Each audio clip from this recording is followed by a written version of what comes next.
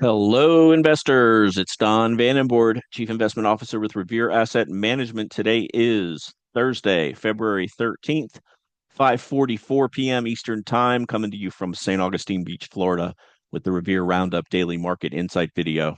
Market state, we're in an uptrend. Check the trend gauge over here. We've got the coveted four green arrows, couple areas of weakness. Mid caps cannot get above the short-term 21-day moving average.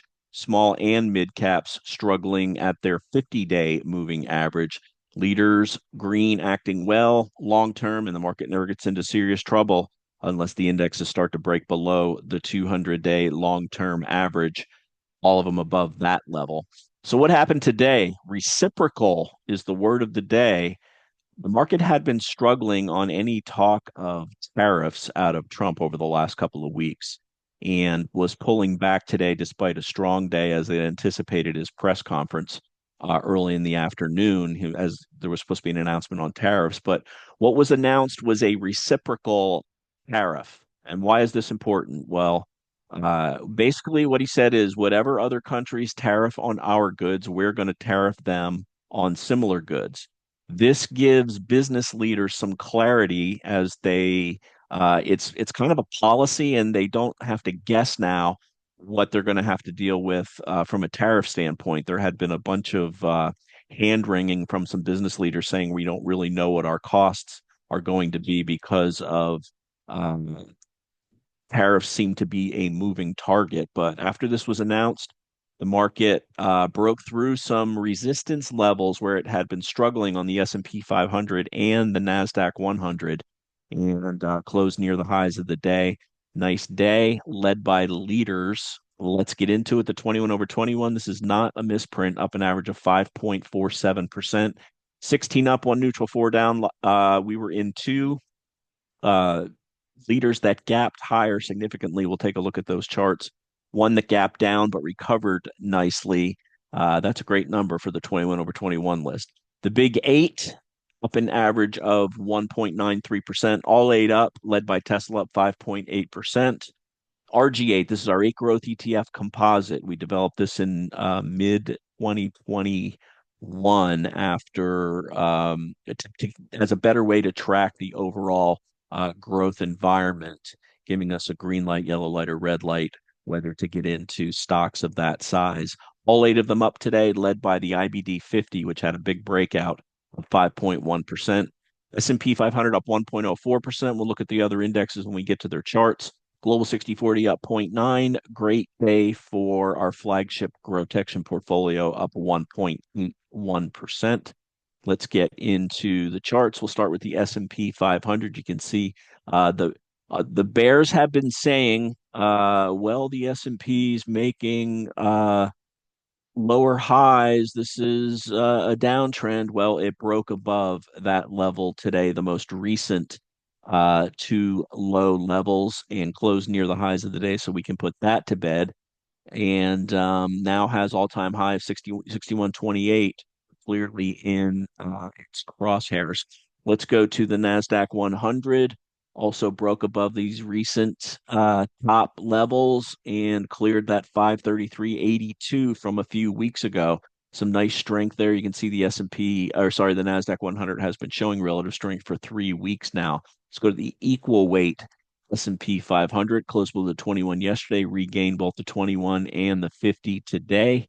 Onto the Dow Jones Industrial Average, still making lower highs, but reclaimed the 21 yesterday after an undercut, and reclaimed the 8-day moving average today. On mid caps, declining tops trend line still in place below the 50 and the 21-day moving average, but a good candle today. Possible that yesterday's shakeout below the low from 2 weeks ago may put in the bottom there. And the Russell 2000 small caps closed right on their 21-day moving average. Want to see it overcome this declining 50-day moving average and clear that 2300 level. So those are the major indexes. Let's go to inter-asset correlation. We'll start with the VIX. It's got a 15 handle, which is just fine with us. We prefer it to be below 16. The U.S. dollar on that tariff news dropped down near recent lows, and this weakness in the dollar has corresponded with strength in the market. Let's look at precious metals. Gold making a new high. Gold stocks making a new high. We're in GLD and we're in NUGT, which is the two times leverage GDX. Bitcoin continuing to languish below the 21, the 50, and the 8-day moving average, showing no relative strength over the last 3+ weeks. On the bonds, bond prices up. That's good. That means yields down. There's the broad bond index, TLT, the long bond price up as well. So this will show a drop in yields. The 30-year down 2.1% and the 10-year down 2.4%. So that's our interasset correlation. Let's go to the tail of the tape. Where is it? Here it is. Okay, a couple change in the uh, technical analysis on the stochastics, all five hooking up on the major indexes, all the RG8 hooking up also. NASI McClellan summation index hooked down near the overbought level. That's happens sometimes. We want to see this hook back up. Dollar and yields continue to be weak. Percent of stocks on the S&P versus the 5-day neutral. Fear and greed out of 47, that's neutral.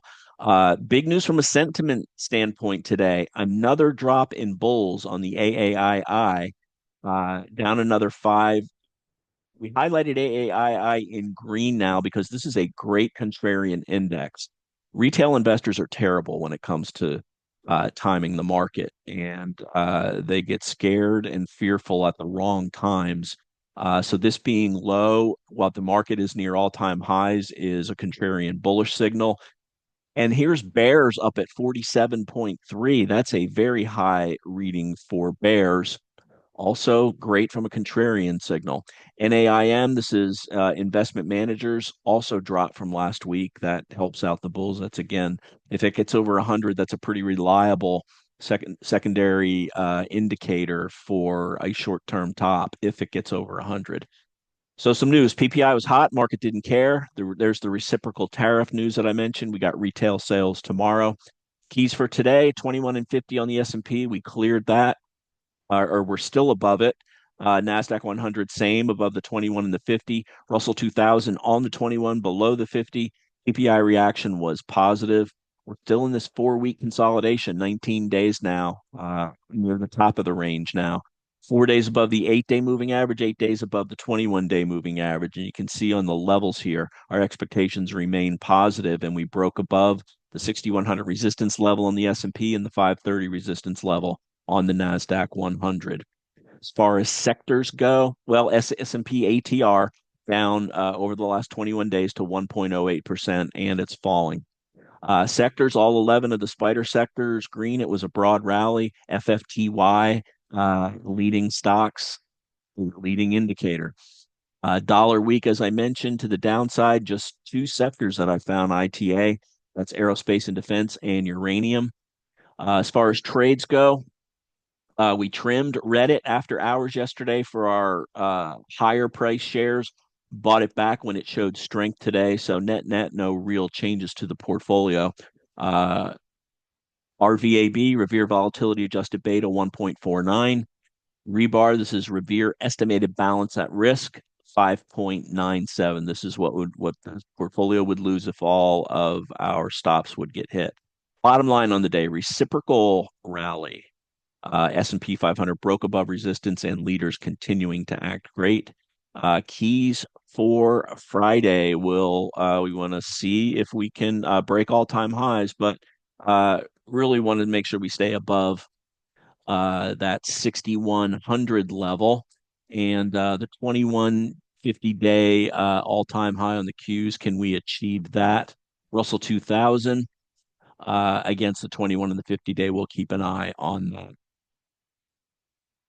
So let's get to some charts, and we will, as usual, this will be dominated by our 21 over 21 list. And let's go to the big gaps up. Here's Rose. We own this. Up 29% on the day. Really great reaction. Second straight gap up. On earnings, good volume, 509% above average. That certainly helped the portfolio. HIMS, we don't own this. No news. Possible short squeeze on this. This has a big short interest, but up 27% as well. App, we don't own this. This closed near the bottom of the range, but gapped up on huge volume as well. And Robinhood, we do own this. Closed a little below mid-range, but up 14% on nice volume. Also, Cyber, don't own it, but it was in the 21 over 21 on earnings. It made a new high as well. Affirm, we own this, not an earnings gap, but a continuation, higher close after its earnings. Snowflake attempting a breakout against this 187 pivot. Proximity, we bought this, another earnings play, earnings gap play. Respected the bottom of the gap day and the 8-day moving average and was up 2.4% on the day. DoorDash, IBKR, SE, Willio down after hours 5.6%. Kind of weird. They pre-announced, but then they reported today and it's not being received well. I don't know what changed in the 2.5 weeks since they pre-announced, but that is, as for now, gapping down. AEM down 1.4% after hours. They reported earnings after hours as well. EQT, an oil name, holding the 21. Zillow, this will come off the list. Two closes below the 50-day moving average on its earnings report. Palantir continues to make new highs after its earnings gap.